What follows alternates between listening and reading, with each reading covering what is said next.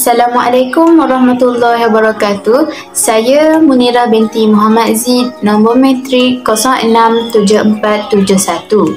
Nama saya Nur Syahidah Aisyah binti Sarian, nombor metrik 067477. Nama saya Nur Atran Safa binti Manisfu, nombor metrik 067498. Nama saya Nur Aisyah Amirah binti Darobi, nombor metrik 067494. Nama saya Nur Afikah binti Alias, nombor metrik 067482.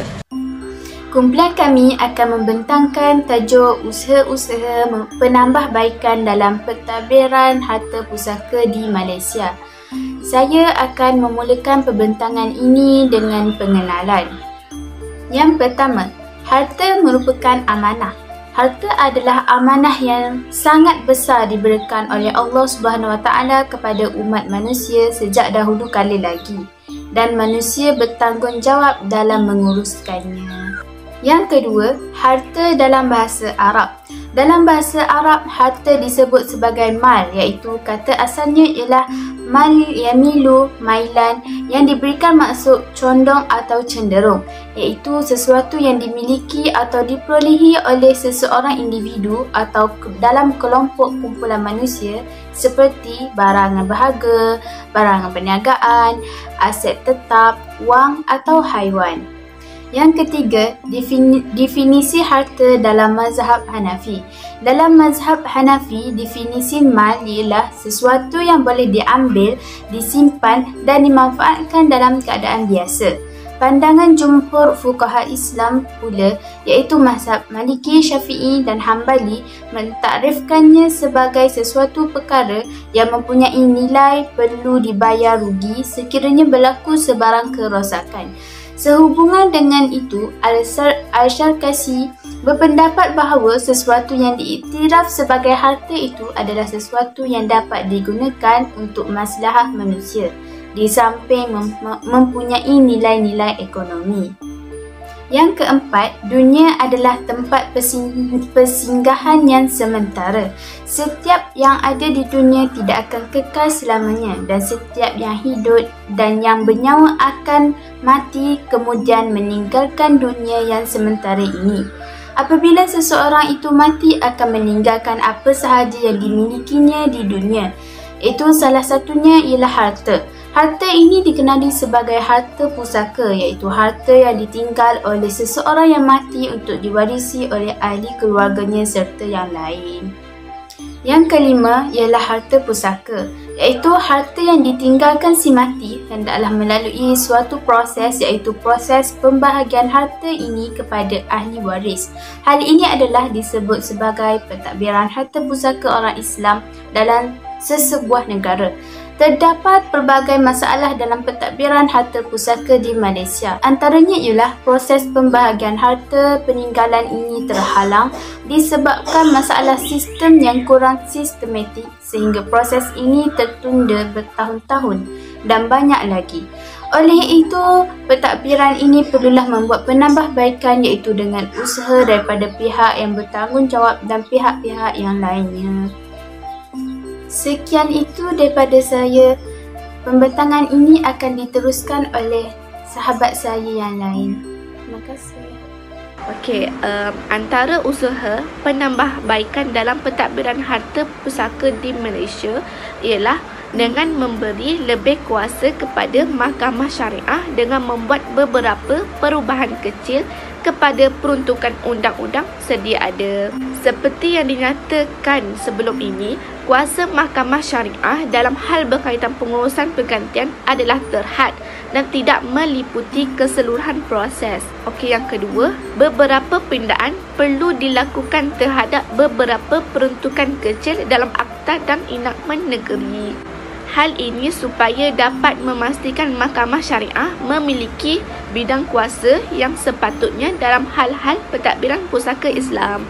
Okey, seterusnya, prosedur yang sedia ada perlulah disemak dan diselaraskan di peringkat persekutuan. Hal ini demikian kerana sistem pentadbiran harta pusaka sesebuah negeri di Malaysia adalah tidak sama dengan negeri lain. Sesetengah negeri hanya perlu melalui prosedur mudah di dalam proses penentuan pembagian harta pusaka, manakala beberapa negeri lagi menambah beberapa prosedur tertentu. Okey, di samping itu, menubuhkan sebuah agensi khas bagi menguruskan hal ehwal pentadbiran dan pembahagian harta pusaka Islam di Malaysia. Agensi kepelbagaian dalam sektor pengurusan hartanah Muslim mengakibatkan ketidakselarasan antara satu agensi dengan agensi yang lain. Okey, itu sahaja daripada saya. Sekian, terima kasih. Saya akan sambungkan isi seterusnya, iaitu mewujudkan platform mesra pengguna. Poin saya yang pertama ialah membina platform pada masyarakat, iaitu Instagram, Twitter, WhatsApp, Facebook, Telegram dan lain-lain. Pada zaman sekarang ni sudah tidak asing lagi dengan platform-platform yang di atas dan telah digunakan oleh masyarakat zaman sekarang. Poin saya yang kedua ialah membina platform harta pusaka. Pihak pentadbiran harta pusaka hendaklah merebut peluang ini untuk membina platform harta pusaka yang mudah, cepat dan mesra pengguna.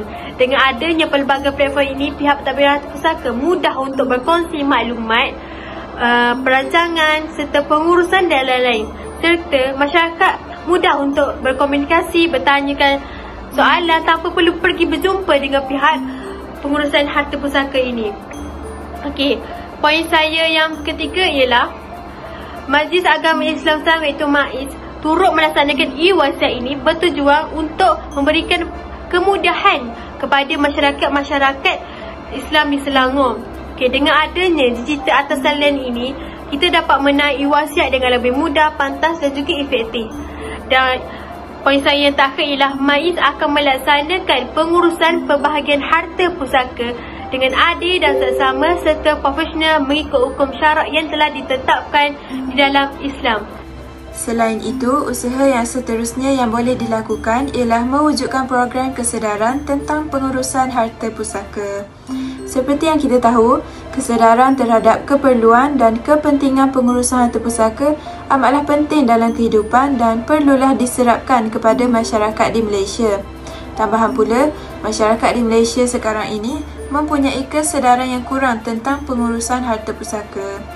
Oleh itu, pihak yang berwajib mestilah mengambil tindakan terhadap perkara ini dengan cara menganjurkan program kesedaran pengurusan harta pusaka, tidak kira sama ada berbentuk harta pusaka kecil, besar ataupun ringkas, supaya pengurusan harta pusaka dapat berjalan dengan lebih mudah dan lancar. Semasa menjalankan program tersebut, pihak penganjur boleh mengadakan khidmat nasihat dan perkongsian maklumat kepada masyarakat secara terus tanpa perlu adanya waris untuk hadir ke mana-mana pejabat seperti Mahkamah Tinggi, Amanah Raya Berhad dan Jabatan Ketua Pengarah Tanah dan Galian Persekutuan. Secara tidak langsung, melalui program ini, masyarakat juga boleh bertanyakan sebarang masalah tentang pengurusan harta pusaka semasa program tersebut dijalankan. Sebagai contoh, dalam satu program kesedaran yang pernah dianjurkan oleh Amanah Raya Berhad, terdapat waris yang bertanya tentang masalah pengurusan harta pusaka yang dialami oleh beliau sendiri, di mana pentadbir yang dilantik oleh beliau tidak melaksanakan tugasnya kerana pentadbir tersebut meninggal setelah menerima surat kuasa mentadbir. Perkara ini telah menyebabkan berlakunya kelewatan pengurusan harta pusaka semati bagi waris tersebut. Dalam hal ini, Mahkamah Sivil telah memberi arahan kepada Amanah Raya Berhad supaya menggantikan pentadbir tersebut yang telah meninggal dunia. Oleh yang demikian, masalah waris tersebut telah dapat diselesaikan. Jadi, jelaslah di sini bahawa usaha mewujudkan program kesedaran adalah salah satu jalan yang boleh mengurangkan masalah dan isu pengurusan harta pusaka sekaligus dapat meningkatkan kefahaman masyarakat tentang pentadbiran harta pusaka. Pentadbiran harta pusaka dalam konteks masa kini sewajarnya lebih praktikal dan efisien. Pelbagai usaha atau cara yang boleh dilakukan untuk menambah baik sistem ini. Tidak dinafikan lagi, pentadbiran harta pusaka di Malaysia sudah berada di tahap yang baik. Namun, ianya perlu dipertingkatkan agar tidak berada di takuk yang sama selama-lamanya. Pentadbiran harta pusaka yang efisien dan praktikal akan memberi kemudahan kepada pihak yang terlibat, contohnya pihak kerajaan dan ahli waris. Sekian sahaja daripada kumpulan kami. Assalamualaikum warahmatullahi wabarakatuh.